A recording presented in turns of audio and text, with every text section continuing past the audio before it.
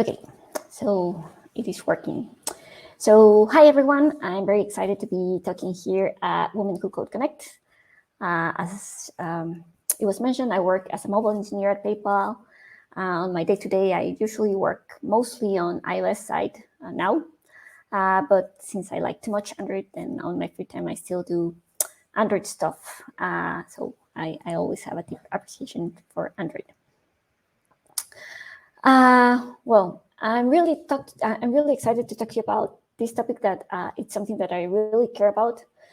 And well, we are going to take a look at this topic from different angles.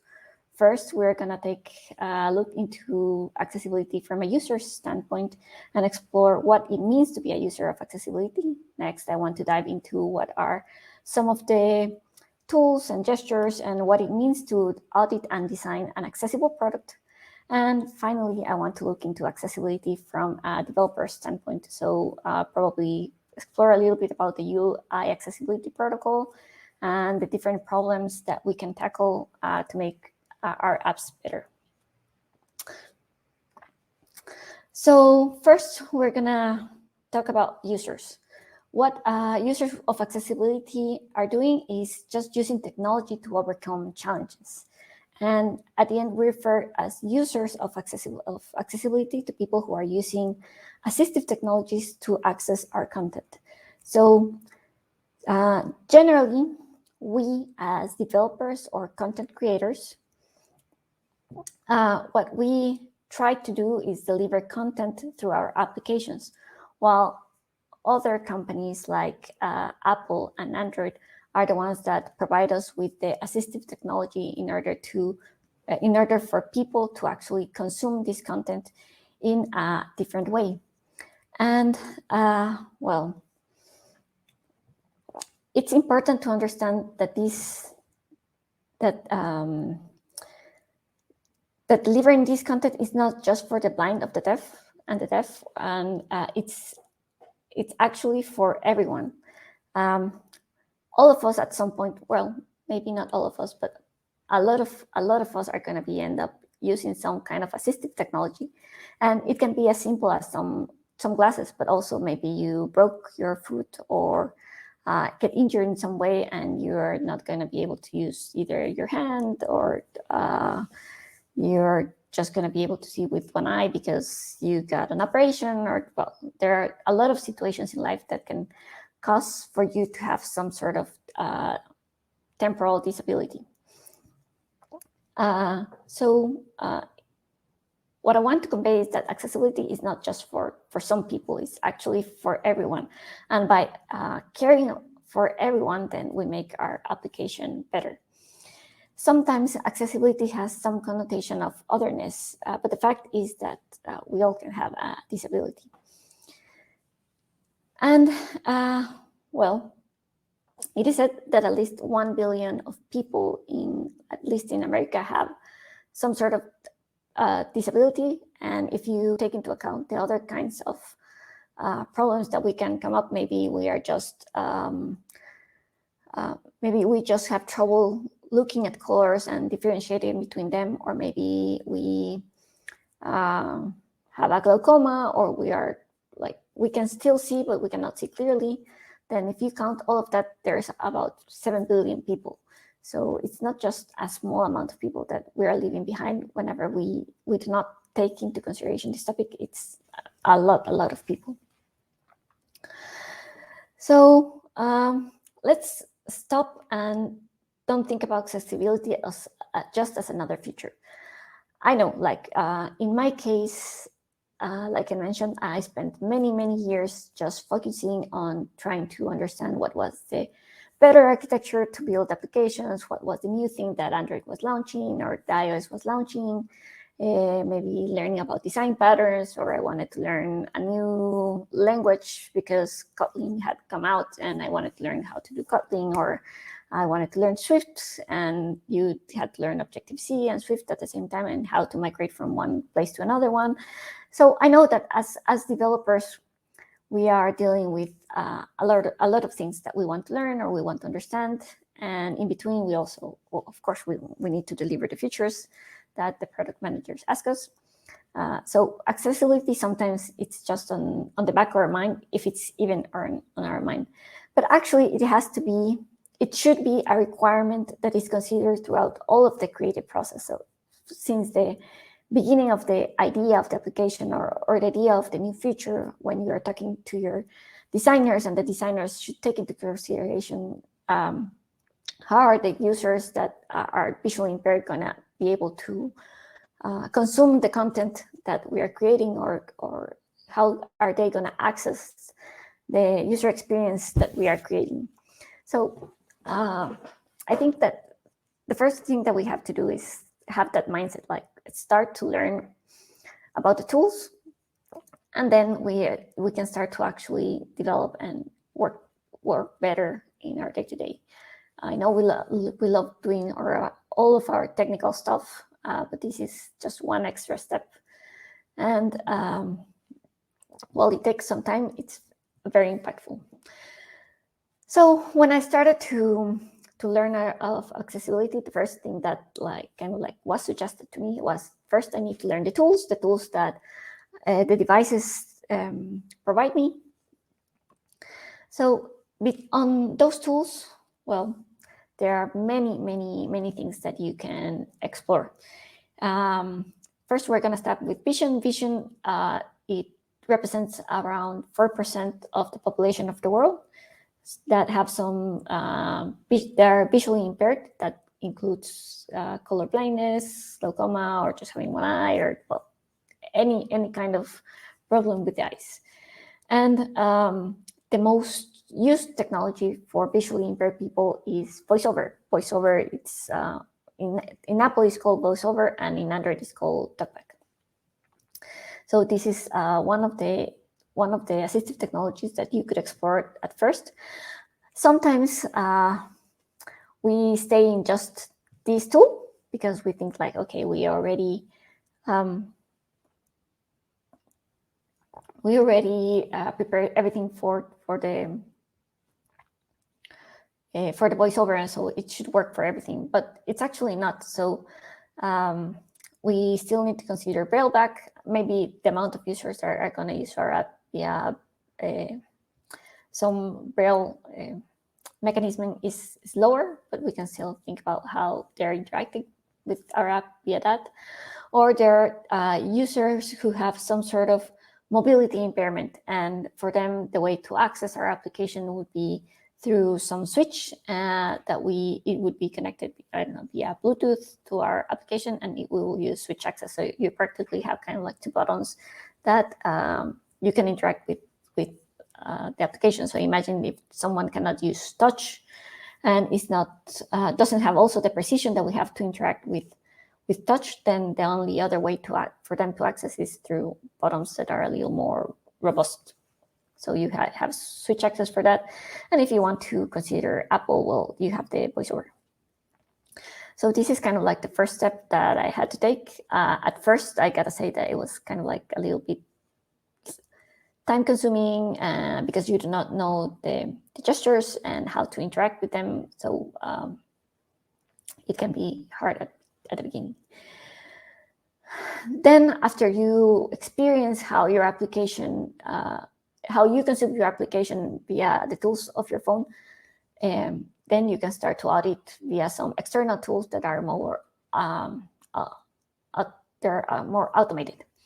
For example, one of the tools that I found that was very useful in Android was the accessibility scanner. This is just an application that you download from the Play Store, and then you allow which applications do you want to be able to audit, and then it gives you some suggestions of what accessibility things are not well. So as you can see in these two images, it displays that there's a problem with the touch target. Maybe it's probably too small.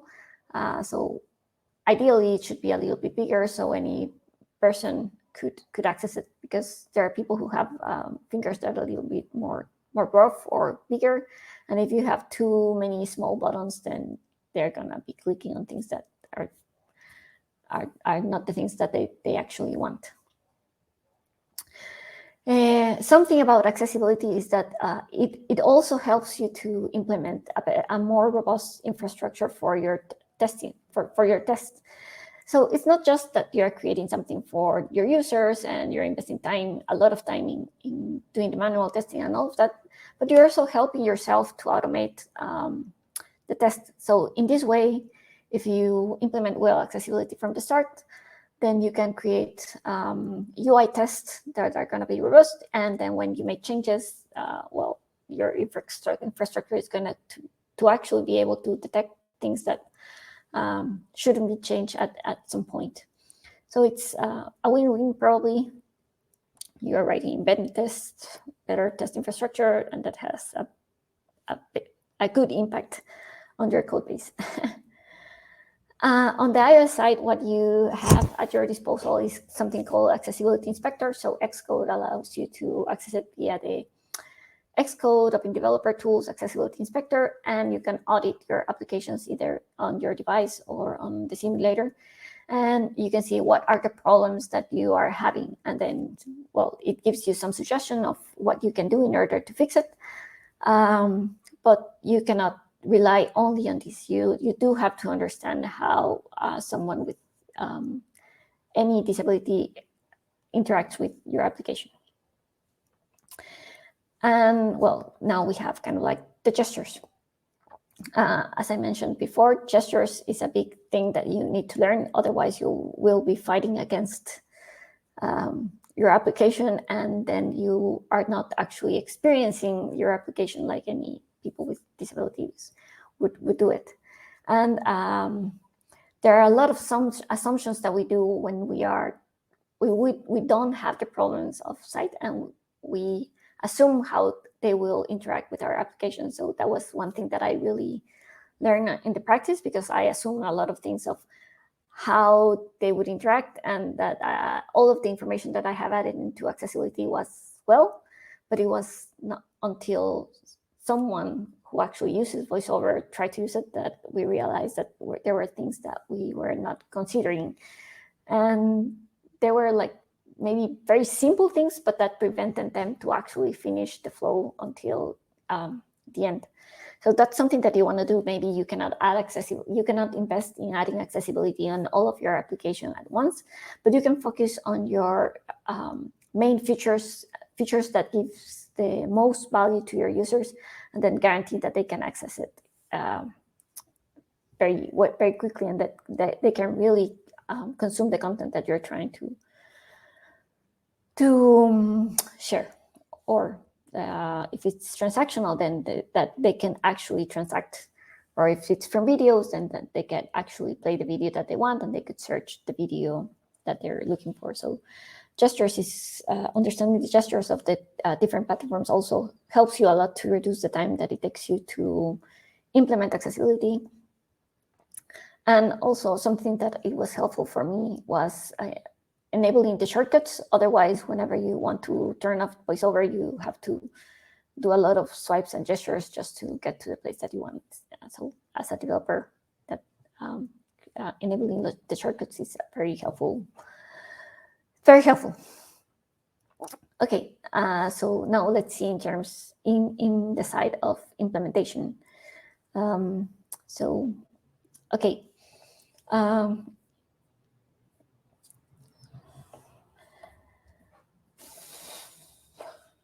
Okay, so accessibility is about challenging assumptions. For example, I assume how a user is able to actually interact with a touch screen, or if they can even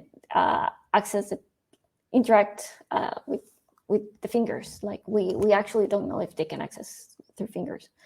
Then we assume sometimes how can they differentiate color. So there are some user interfaces that use color to convey meaning. For example, red and green, for something to be able, when something goes up or something goes down.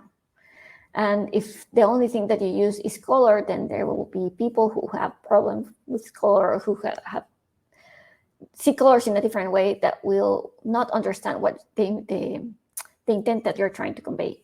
So the idea would be to mix two things in order to convey the same meaning. In this case, you could add kind of like an image, an image with an arrow going up and an image with an arrow going down, and you can still keep your colors, and that way at least the person will see what is happening, like it's going down, it's going up, and well, you still have the color for other people, and your UI looks amazing. So yes, there are a lot of some assumptions that we can do as developers of how the people will interact with their app, and something that is always very suggested is to actually pair with someone who uses it, if you can have that chance, and if not, then do the best that you can.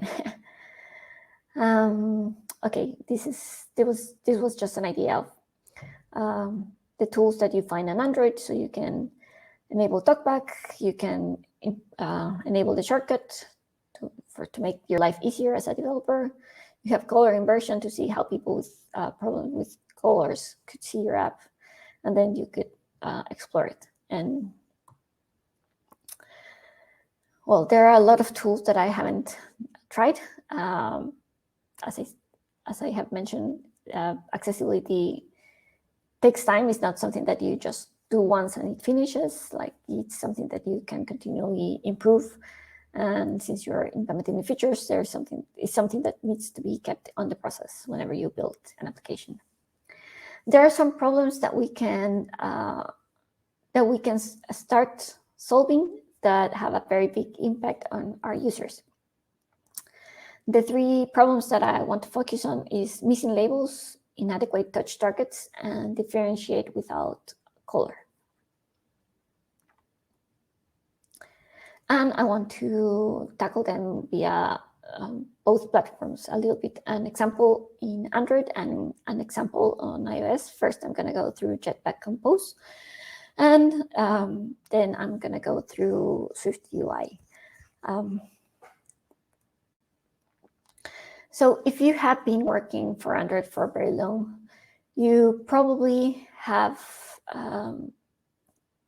used layouts in XML to create your experiences. And you know that what that creates at the end is a tree of UI widgets that they contain the state of the different widgets that you have on your screen. And whenever there was some change that you needed to do on the UI, you usually use a method called find view by ID, and then you change the text via set text or set image bitmap to change an image. And well, whenever you change that state, the whole screen needed to be redrawn, and that was very costly. So one of the suggestions that they always gave, or at least that I received as best practice, was to have a layout that was as flat as possible as you could. You still needed, you still could use kind of like linear layouts or relative layouts and whatever layouts you needed in order to create your experience. But your goal would have been to have a very, very flat layout, so it wouldn't be as expensive to redraw things. But as the industry has been changing a lot, and now what where it's shifting to is to a more declarative UI model. And this declarative UI model allows you to write the UI via code, which makes it simpler for me, at least for me. I think in general, a lot of people are loving the declarative UI model that both Android and iOS are taking.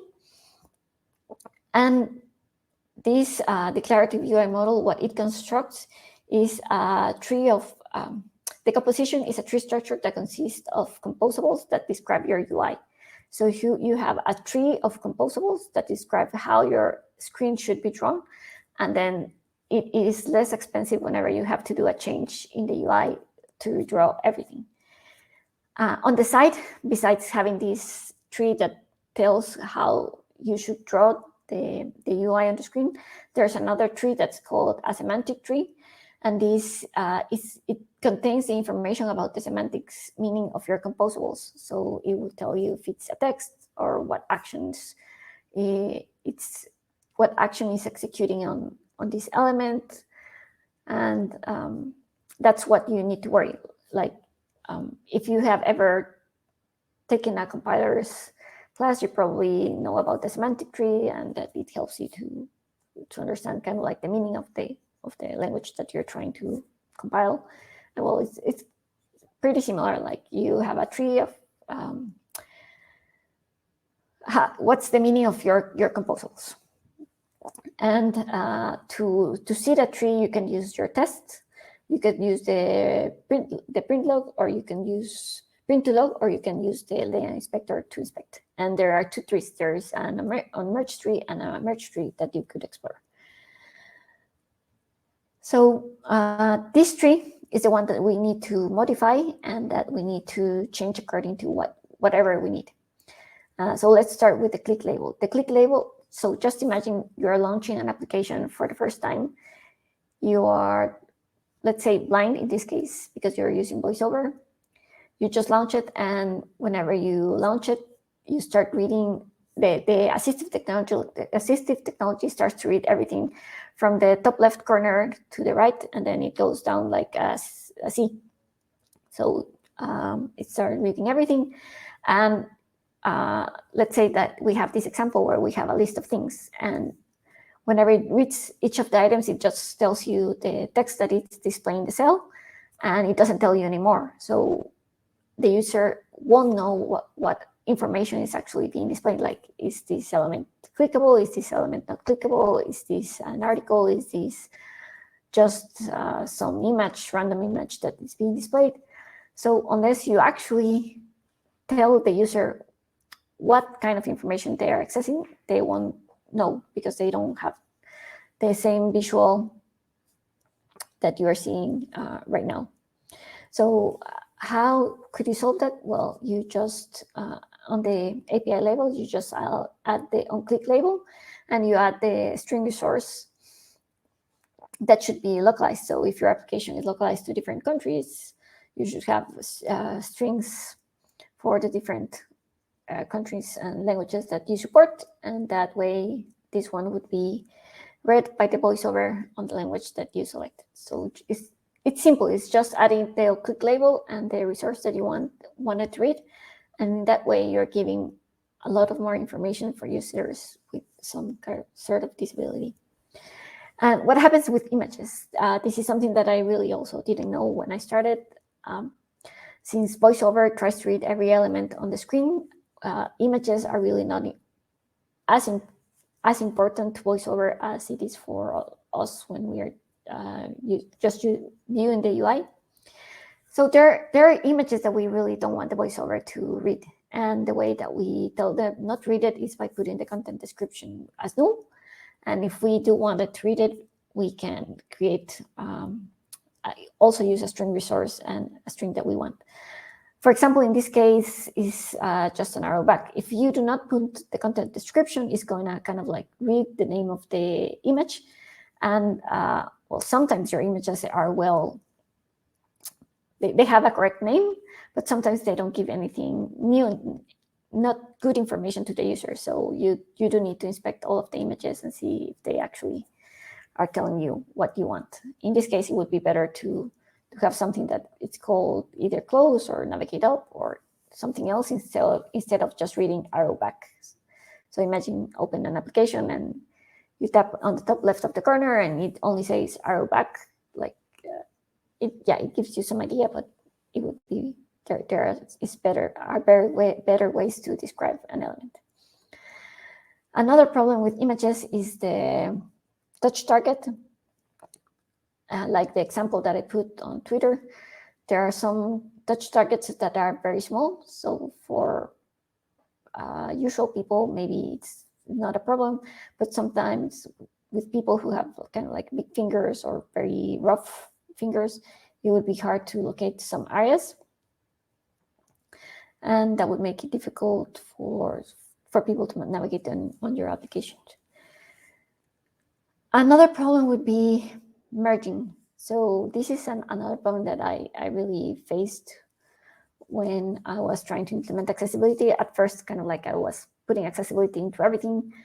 And then I tried to do some UI tests to help me navigate on my screen, and I figured out that I had put the accessibility on the wrong place in a lot of places, because my tool to create the test was not able to access some of the elements.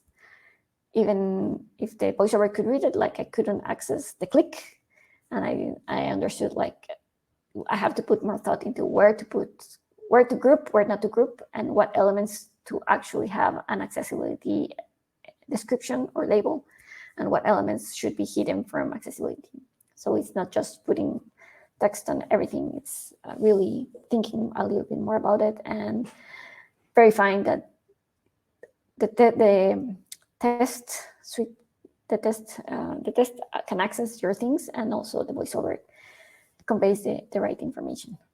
So for merging, in this case, the example was the author. For example, here you could read each of the elements one by one, or you could merge the author with the date to let the user know that this is together and not separate information.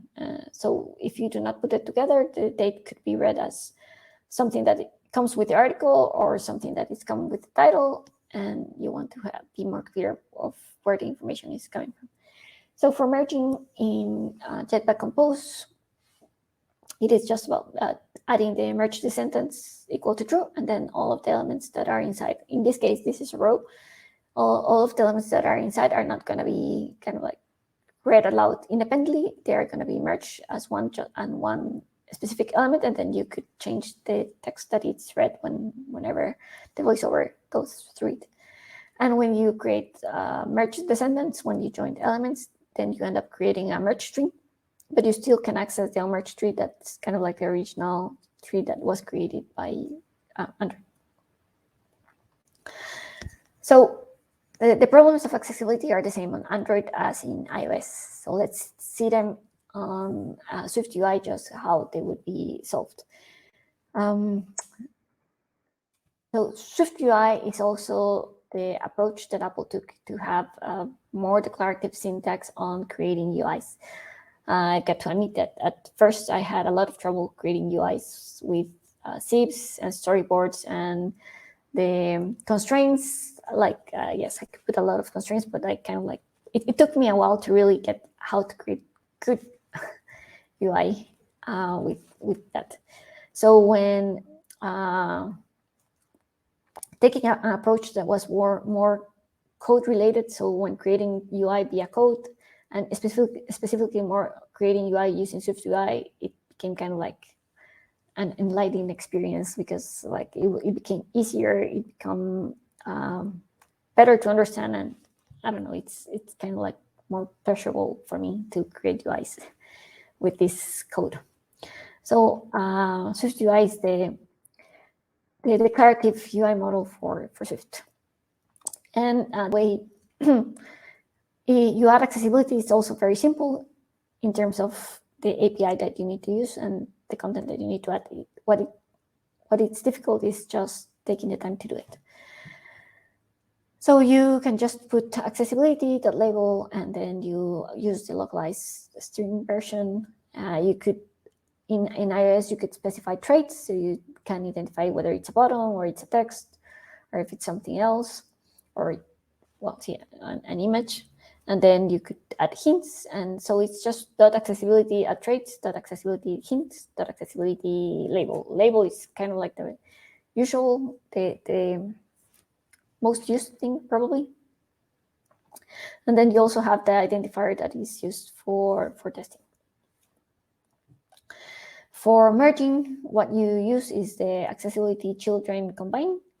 And in that way, you are solving the same thing that we solved on Android through merge descendants. So everything that it's inside the horizontal stack, then it's not read independently, it's just read once. So it's not each element is read together. And the other thing that we could also do is modify the accessibility order of the tree.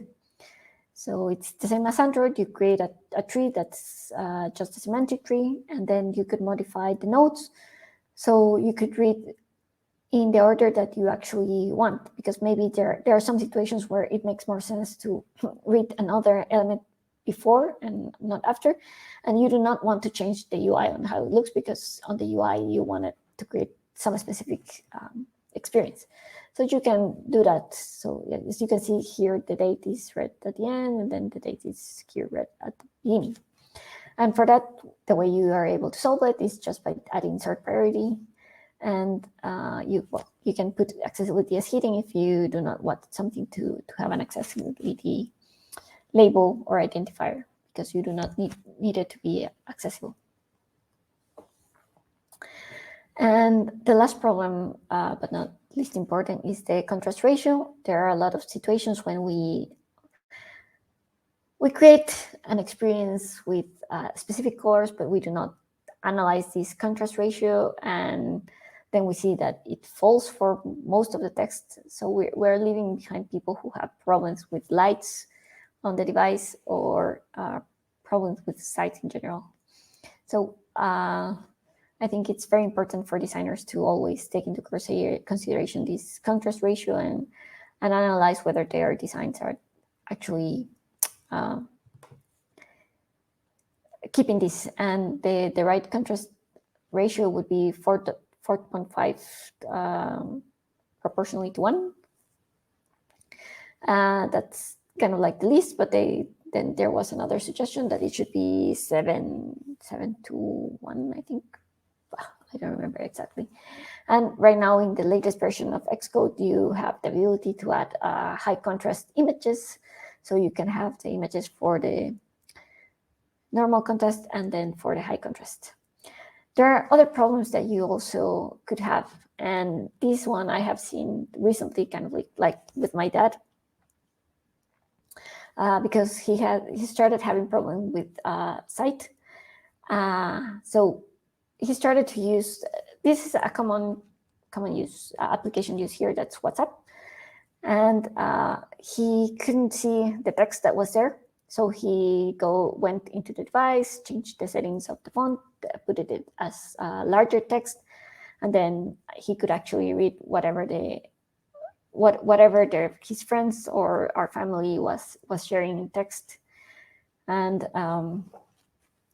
but there are some applications that do not offer this feature, because whenever they put the constraints and they created a UI, they didn't consider dynamic test.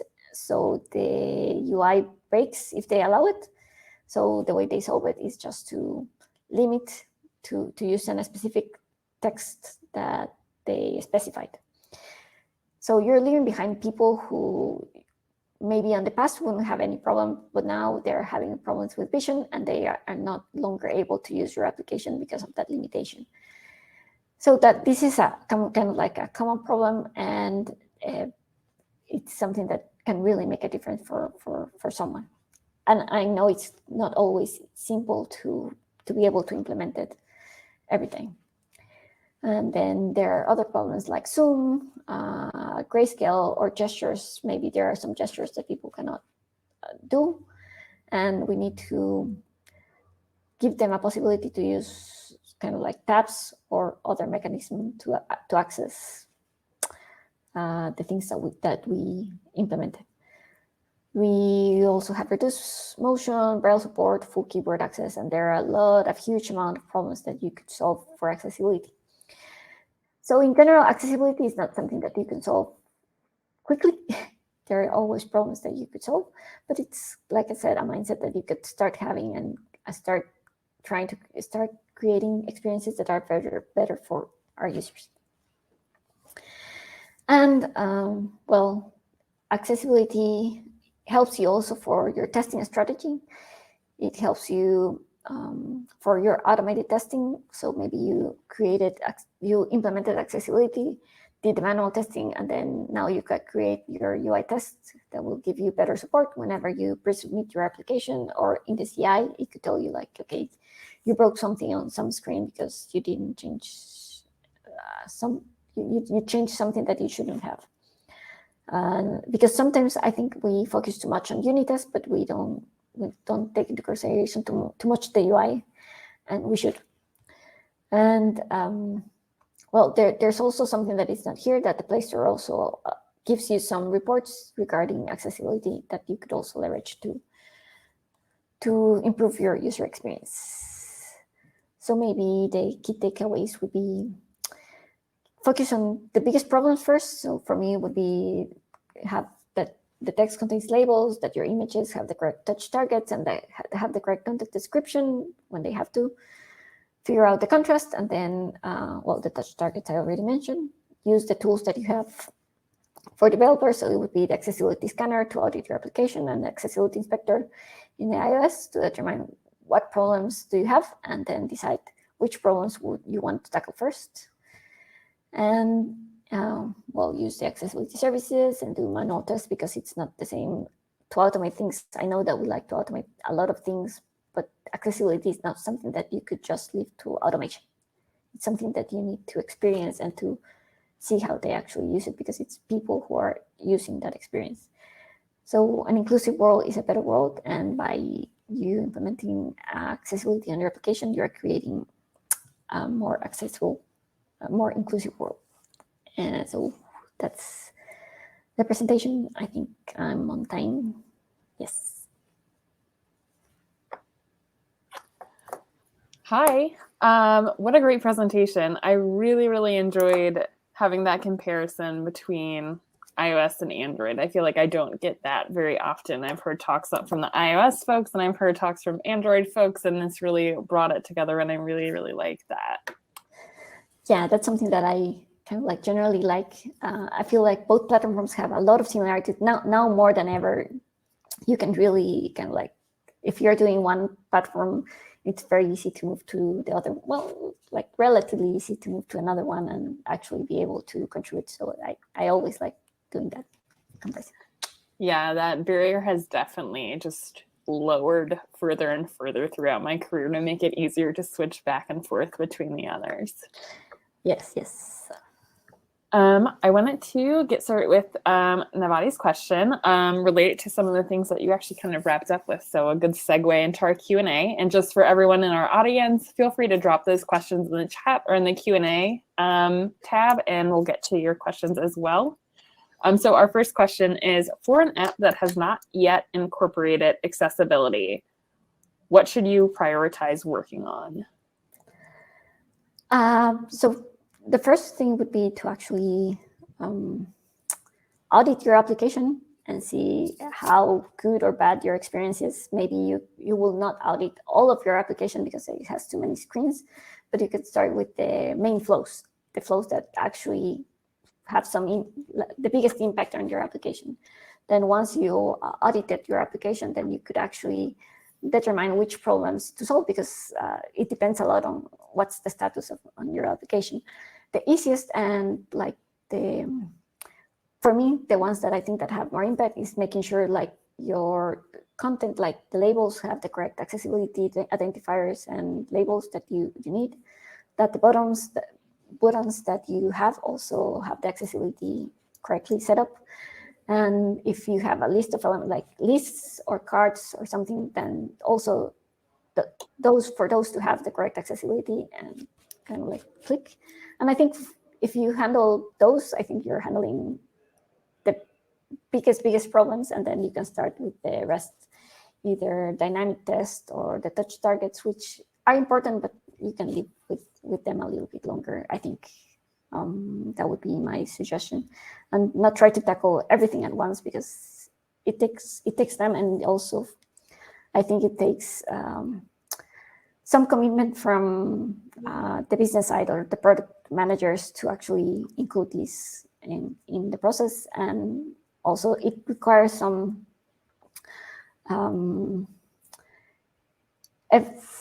making sure that all of your developers know how to implement accessibility, and your QAs to understand how they can actually make sure that the developers implemented accessibility in the right way. So it can be included in many ways, but you can start simple as first auditing your application and determine which problems do you think are the most worthy to actually make the user be able to go through all of the main flow that you have. Do you have any tips to follow up on that for convincing the business side that this is something of value that they should be investing in? I don't have too many tips there. Totally fair. We had a question in the chat. Is it easier to incorporate buttons, touch points for visually impaired or hearing impaired? In my opinion, visually impaired, it's kind of like easier.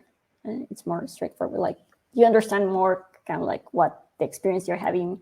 I think the other one requires a little bit more learning and actually trying to see how to make it better. I think it's more difficult. For sure. Yeah. I had another question that actually popped up on my Twitter feed earlier, and I feel like after listening to your presentation, you're a good person to ask. Is GU... I'm so sorry. I'm so sorry I'm pulling in my own Twitter account into this.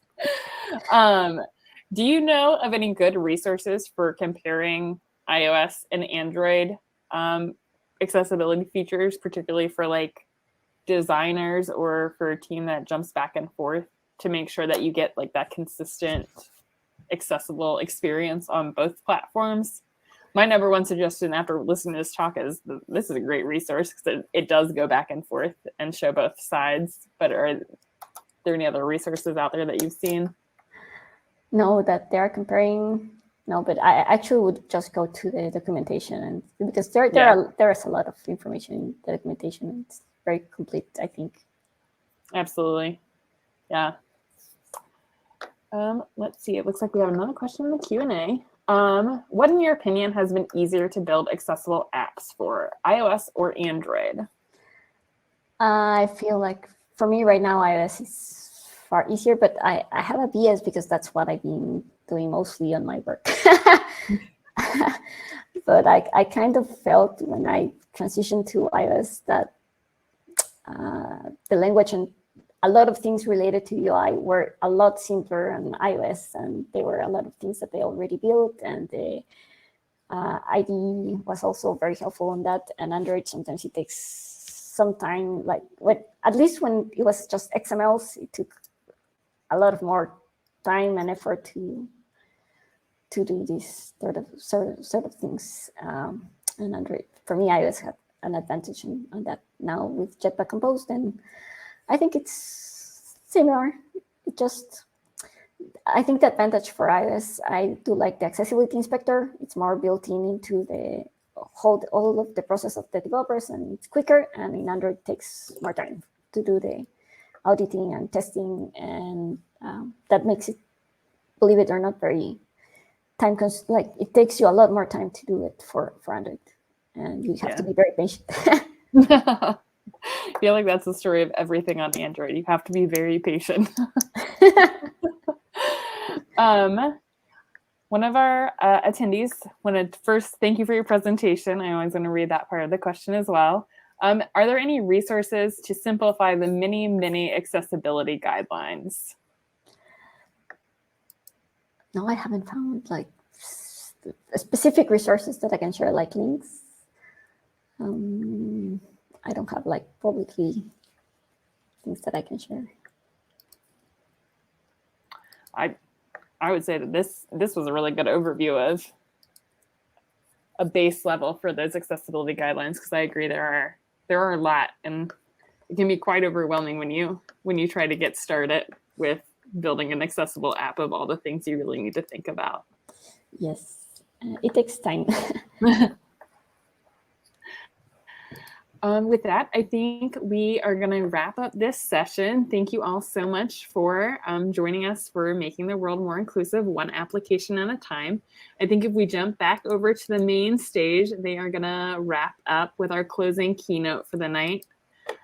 Cece, thank you so much for being with us and giving such a fantastic presentation. Again, I love the comparison between the two platforms. I appreciate you so much for being here tonight with us. Thank you for inviting me. It was a pleasure. All right. We'll see everyone on the main stage. Bye.